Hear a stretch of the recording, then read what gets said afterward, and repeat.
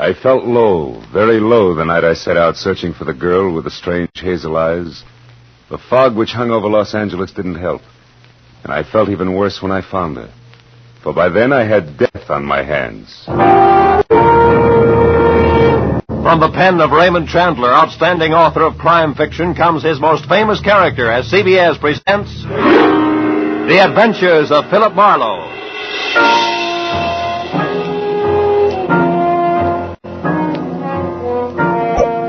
And now, with Gerald Mohr starred as Philip Marlowe, we bring you tonight's gripping story, The Persian Slippers.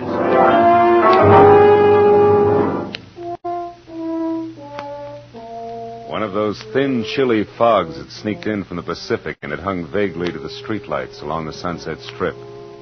It was a kind of a fog that you could see through, but everything was out of focus. It made you start wondering what you were going to do when you were 90 and you were all alone. I'd have liked to have spent the night in a room full of noisy extroverts playing charades. But instead, I had to eat a quick dinner and drive up into the secluded Hollywood Hills to meet a guy. A guy who had nothing but trouble on his mind. When I pushed the buzzer, I had the feeling of wishing I was someplace else. Carl Delaney himself opened the door. He was grim and brusque and to the point. Marlowe? That's right. Come in, Marlowe. I appreciate this. You're coming up here after business hours, I mean. I wouldn't have asked except, perhaps I waited too long as it is. Sit down. Thanks. Waited too long for what, Mr. Delaney? 36 hours ago, my wife disappeared. Marlowe, you've got to find her for me. Find her just as fast as you can. Wait a minute. Disappeared, you said. Would you mind playing that part back a little slower? Norma simply walked out that door, got in her car, and drove off to get hold of herself, as she always does when we've quarreled. And always before, she's come back in an hour or so. But this time... This time she simply didn't come back, is that it? Look, Mr. Delaney, I could... You'd better let me finish before you do anything. Lately, my wife has been brooding over something serious that she refused to discuss. I've caught her crying several times, and she's not a woman given to tears. Marlowe, I'm sure that unless we move fast, when we do find her, we're going to find her dead. Suicide? Yeah.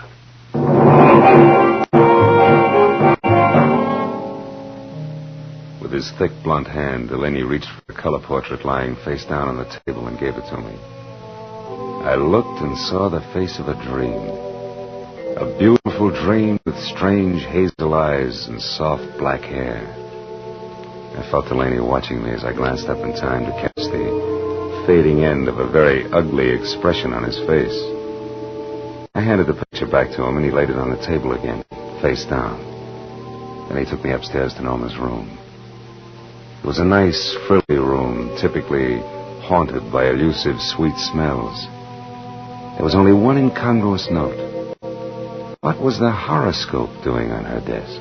From the looks of her picture, I knew that Norma was attractive enough that she didn't need to look to the stars for a future.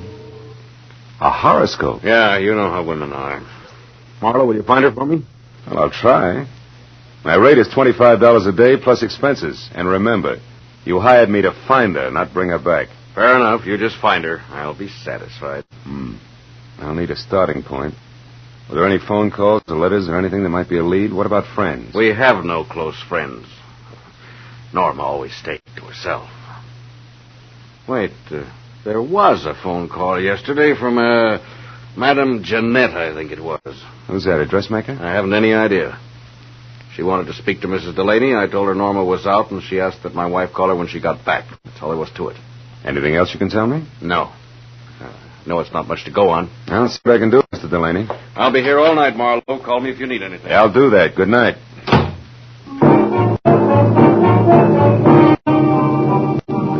I drove back through the persistent fog to Sunset Boulevard. It was 9:30.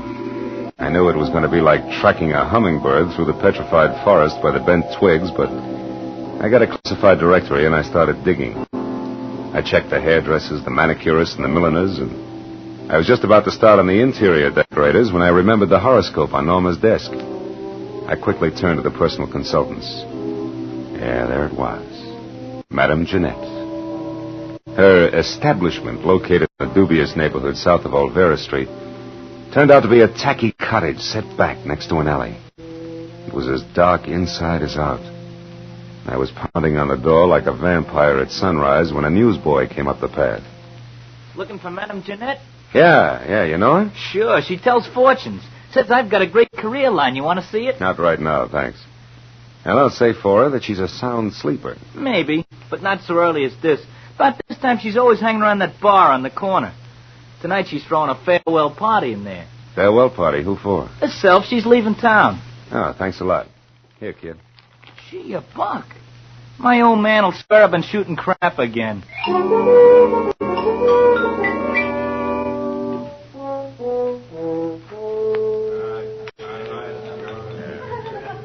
Give me another one, Charlie. Not every night I say goodbye to my dear old neighborhood. Muscatelian, Jeanette? Yeah. Did I say dear old neighborhood, Charlie? I think you did, Jeanette. Must have had one too many then. Because of all the low, flea-bitten row of shacks I ever lived in, this is the new low. Ah, Jeanette, that's no way to talk. You hurt my feelings. Pinky, there ain't nothing like a little beer to soothe hurt feelings. Yeah, you said it. Jeanette, can I have another? Yeah. Charlie, give Pinky another. But this is his last. The last? I thought you said it was a farewell party. You with all your dough. Dough's to get me out of this rat trap of a town, see? It's the last I want to see it of it in all my life, see? Yeah. Another muscatel, Charlie. Hold on a minute, Jeanette. Hey, what'll it be, mister? Something just a bit drier than muscatel. Say scotch? It's on me, mister. It's my party. Well, this is indeed a pleasure. You're the Madame Jeanette, aren't you? Yeah, why? You're all of 20 years younger than what I expected. Probably the life I lead. Hey, wait a minute. Why should you be expecting anything about me? I don't know you. Perhaps not, but I know you. From where? Oh, you're more famous than you think. Your reputation has spread far beyond Old Ferris Strait. In fact, it's gone up as far as the Sunset Strip, Madame Jeanette. No kidding. How would you kid a fortune teller? Don't you know all, see all, and tell all? Well... And judging from that Spanish shawl, your Hungarian skirt, and those embroidered Persian slippers, I'm beginning to think your fame is not only local, but international. Say, you're beginning to make me feel like I shouldn't be giving up this racket after all. Giving up fortune-telling? No. Yeah. I'm leaving town on the midnight train. Gonna spread my talents all over the East, and I'm not coming back. Don't tell me your crystal ball has laid a golden egg. So to speak, yeah. I come into some lettuce. Suddenly. That's always nice. Well, I guess it means you won't be interested in the few paltry dollars I'd intended to spend with you. Hey, can I have another beer? Shut up, Pinky, slow. Ah, just a... Traveling lady can always use a little extra moolah. What was it you wanted, Bud? I'm looking for someone. Norma Delaney. I'm afraid I don't know anybody by that name. I'm afraid you do. What's your angle? Who are you, anyway? I'm Philip Marlowe, private detective. Some private dick you must be to have to resort to fortune tellers. Come on, Jeanette. Look into your crystal muscatel. See if you can spot Norma Delaney. I told you once. I don't know the dame. Now blow. Just a minute, Dark Eyes. Hey, Charlie. Yeah? This bird's crabbing my party. What kind of a joint is this, anyway? Lady can't sit here and have a farewell party without being insulted by every jerk that drops in. Well, mister, I haven't finished my drink yet. you got pockets, ain't you? Just pour the drink into one of them and take it along. You ain't finishing it here. Charlie reached under the bar for his pick handle, so I left without pursuing the subject further. But I knew Jeanette was lying, writing a purple lipstick about Norma. I walked back to my car, lit a cigarette, and spent a few precious minutes trying to decide whether or not to break into her place and snoop. Then I caught the shadow of a figure slipping up on me from behind. I turned. Wait, don't swing. Now, don't swing. It's only me, Pinky. I was in the bar when you was talking to the madam. That tightwad, Jeanette. Yeah, I saw you, so? She did something the minute you left. I figured you might like to know what it was. That all depends.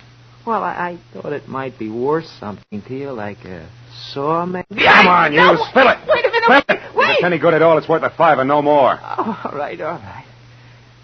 She made a phone call. Who to? What'd she say? Nothing. Just some swear words in Spanish. The line was busy. But I kept my eyes open and I got the number. All right, let's have it. If you can still remember it. Oh, I can remember it easy. 5 first, huh? Here. Thanks. The number was Crenshaw, 1929. But you get it? Like the year of the big crash.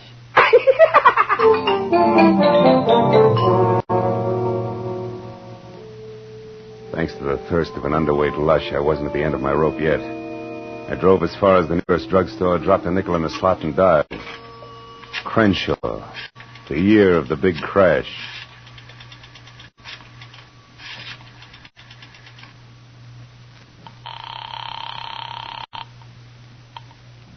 Hello? Hello, let me speak to Norman Delaney, please. I'm afraid you must have the wrong number. Look, I'm trying to locate Mrs. Delaney. I suggest you help me. How did you get this number? From a client, Mr. Carl Delaney. But that's impossible. Let's stop sparring. We can save each other a lot of wear and tear if we get together and talk this over. Maybe you're right. Yes, that sounds sensible. I'm at the Beechwood Apartments, number 4. Check. I'll be right out.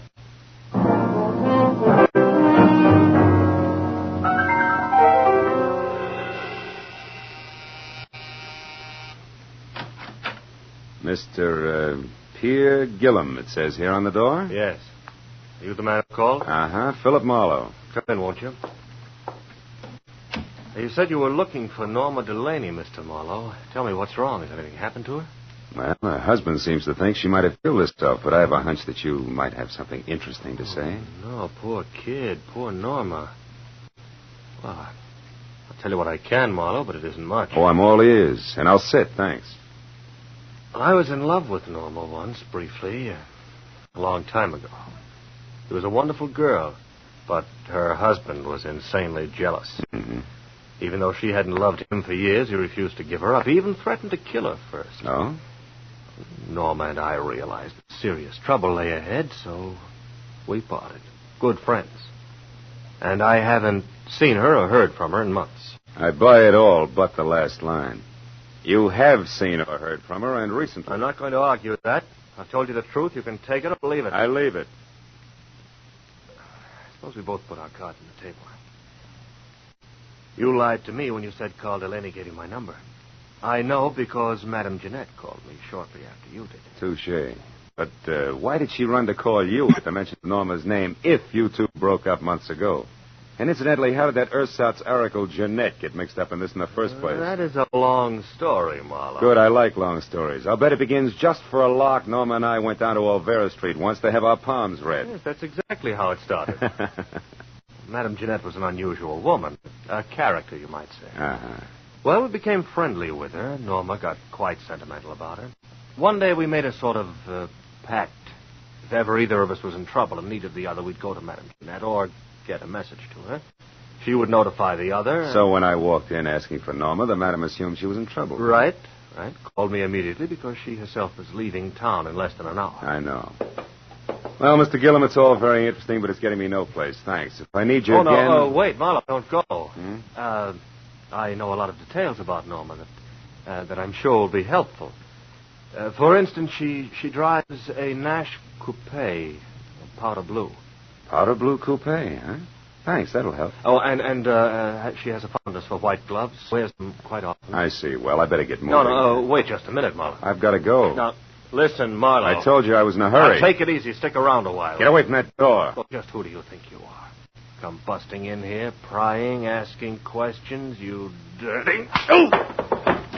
You asked for it, Gillum. Oh! You got a left, too, huh? So have I, brother. I left Gillum sprawled all over his coffee table, as limp as a 5-cent salad. Outside, I glanced at my watch. Madame Jeanette's train left in 40 minutes. I ran through $22 worth of red lights, getting down to a cottage because I was sure Gillum's attempted stall was tied in with the departure. But I couldn't figure out why. That is, I couldn't until I switched out my lights and coasted to a stop in front of her place. Then I saw it. Half hidden in the shadows back of the house sat a powder blue coupe. I got up on the porch close to the front door and listened. Jeanette was talking to a woman. I couldn't catch what they were saying, but one thing was certain. The woman was Norma Delaney. All at once I realized the talk had stopped. It was my cue. I shoved open the door and went in. Jeanette sat at a table alone, facing me. Well, Mr. Marlowe, you've returned. What is it this time? I'd like my fortune told. Yeah? Now, listen close, Gumshoe. I'll make this a short and snappy reading because I'm catching a train in 15 minutes. There's a woman very close to you. In fact, she's right behind you, sucker! What? No!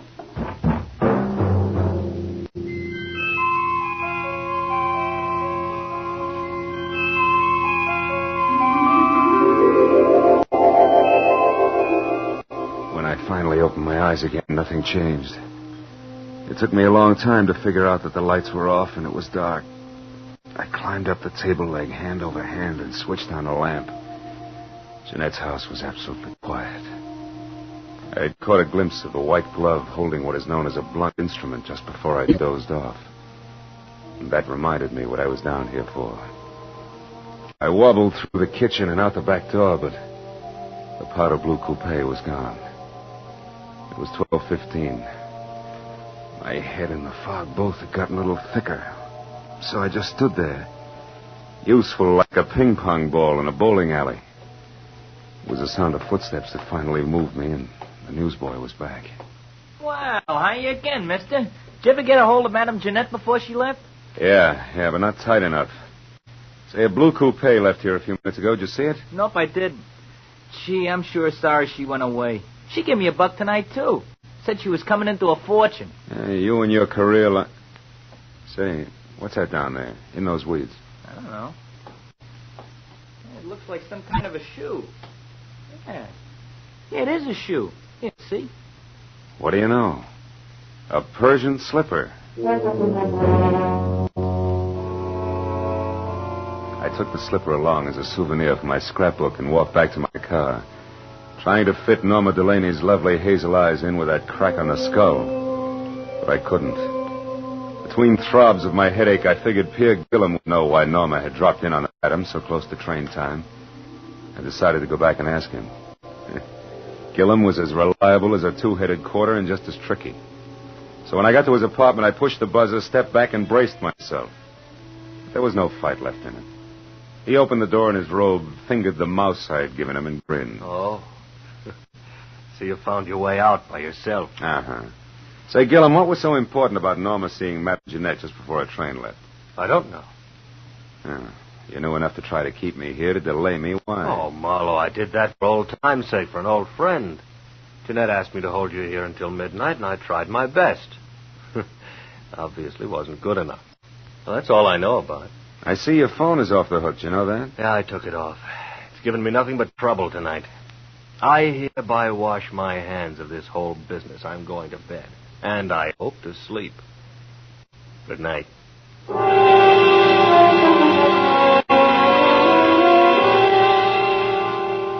I envied him and left to call my client, Carl Delaney.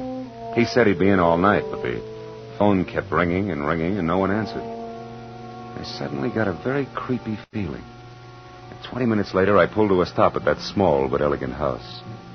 The lights were on, and I saw the powder blue coupe in the garage next to Carl's big black sedan. I ran up the steps. The front door was ajar, so I went in. I found Carl Delaney in front of the fireplace, face down on the floor, dead.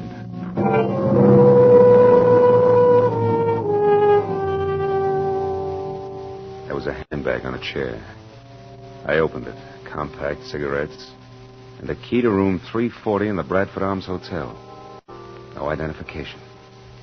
That color portrait of Norma was standing up on the table this time, and those searching hazel eyes seemed to follow me all the way to the telephone.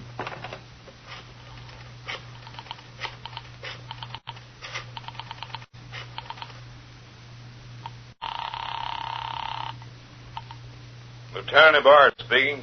Phil Marlowe, Ibarra. There's a dead one at 1077 Hollycrest Road, named Carl Delaney, murdered. I'll be right out. I hung up the phone, and then the hair on my neck crawled as I heard the unmistakable sound of a woman's heels on the floor upstairs. I ducked behind a door as the heels clicked down the steps. And then she entered the room.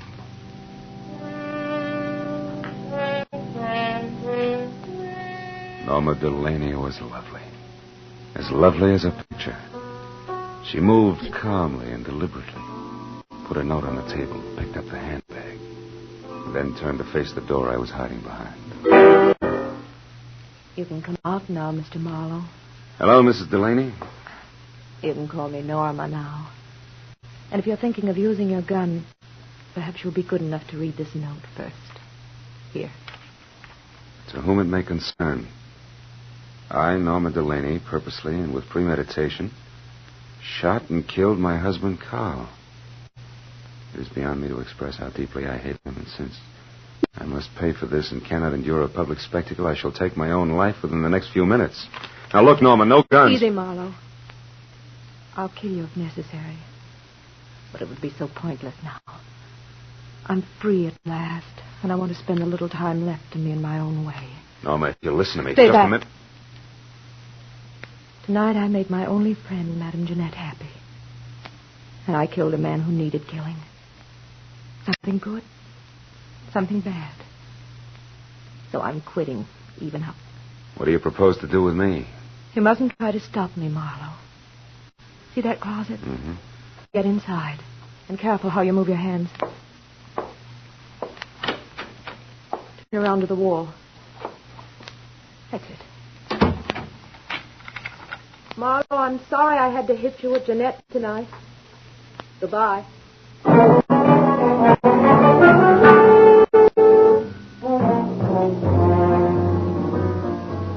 It took 3 shots to smash the lock on that closet door. I heard her driving away just as I got it open. In spite of what she'd said, I couldn't let her kill herself. I ran outside to my car. One glance under the hood was all it took. There was nothing left of the wiring but loose ends. I ran into the street and a miracle happened. The first time in my life, a taxi in Los Angeles when I wanted it. I'm sorry, fella. I'm going to call. Skip it. This is an emergency. Hey, wait a minute. You Police can't... business. A girl is driving up the road in a blue coupe. We got to catch her before she kills herself. Let's go.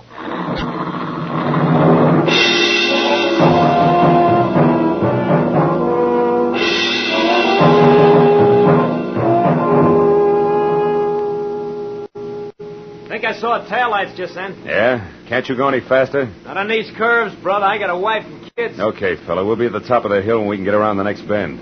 We should spot her then. Yeah. You can see the whole road down the other side. Here we are, mister. This is the top. But I don't see her. Where is she? Hey, wait a minute. Stop here. Turn up your motor. This is haywire.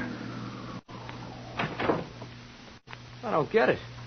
We were gaining on her, and now she just disappears. Hey, what's that? A motor. That side road we passed. That's it. Hey, look. Look!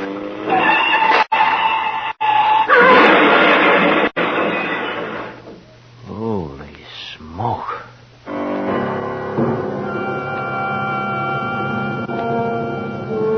We both saw the awful sight for just an instant.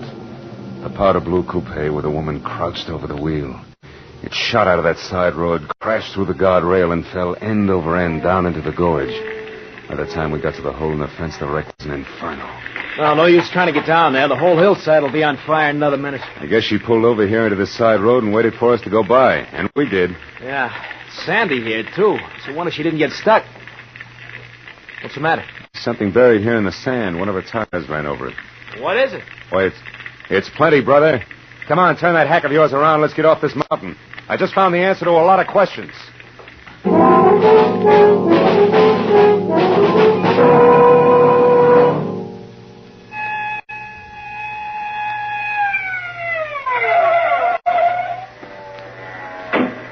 That you, Marlowe? Yeah, Lieutenant. We found the body and the wife's suicide note.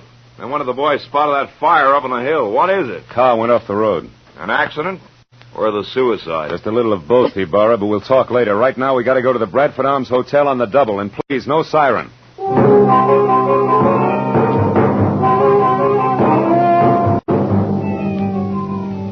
The Bradford Arms was a 3-story walk-up. When we got there, Ibarra stationed one man in front, sent another to cover the back, and we started up the stairs. We had reached the second floor when we saw him on the landing above. Gillum. He spotted us at the same time and turned back fast. There, Marlowe. Who's that? That's our boy, Ibarra. Pierre Gillum. Let's go. There he goes. He's heading for the fire escape. Take him, Lieutenant. He's all yours. I got business the other way. Hey, you! Stop or I shoot!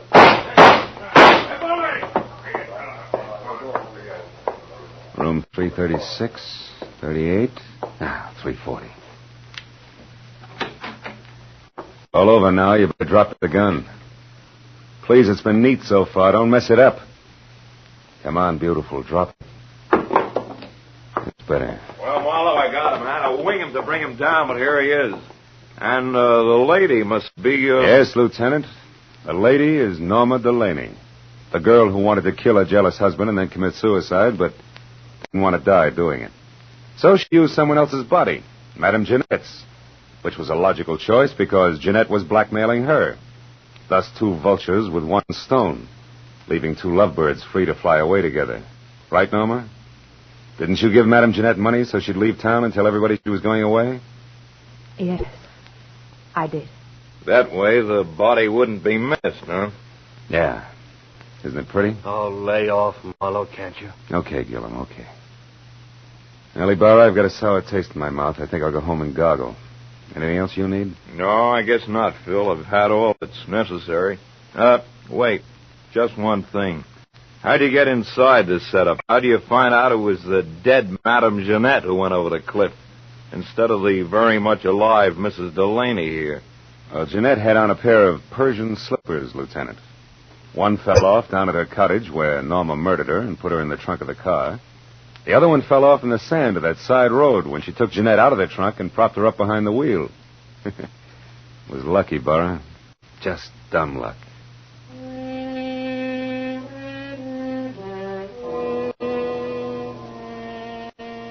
I took a walk later. A long walk. All by myself.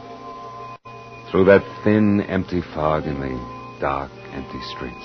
A pair of hazel eyes and a pair of Persian slippers went round and round in my head. And for some reason I kept thinking, a pair of Persian slippers has two soles and two heels. And it's hard to tell just exactly where the one becomes the other.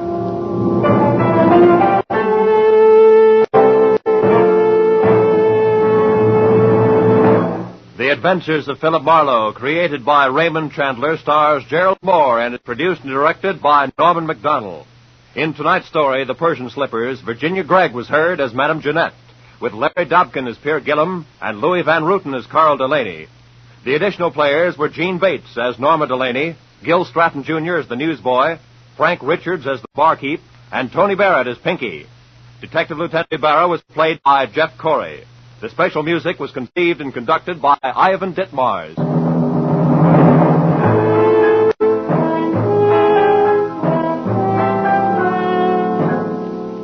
Be sure to be with us again next week at this same time when Philip Marlowe says... Sounded good, real good. A weekend at Malibu, expenses paid with a cash bonus thrown in. But that was before I knew about the henchman, the redhead, and the corpse. These three and a white Panama hat ruined it all for me.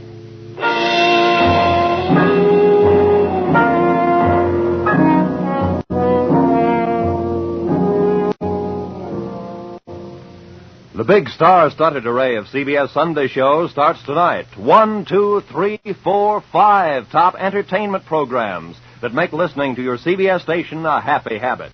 1, Cabin B-13, the popular dramatic show by John Dixon Carr, renowned mystery writer.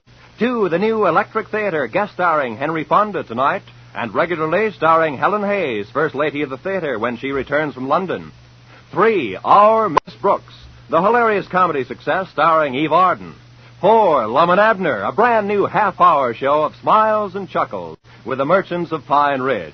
5, Strike It Rich, the sensational quiz show with a heart to wind up the sparkling parade of entertainment. Mystery, drama, comedy, excitement tonight over most of these CBS stations. And next Sunday, the first broadcast in the new season for two of radio's greatest stars, Amos and Andy. Yes, Sunday nights are great on CBS. Check your local newspapers for program times.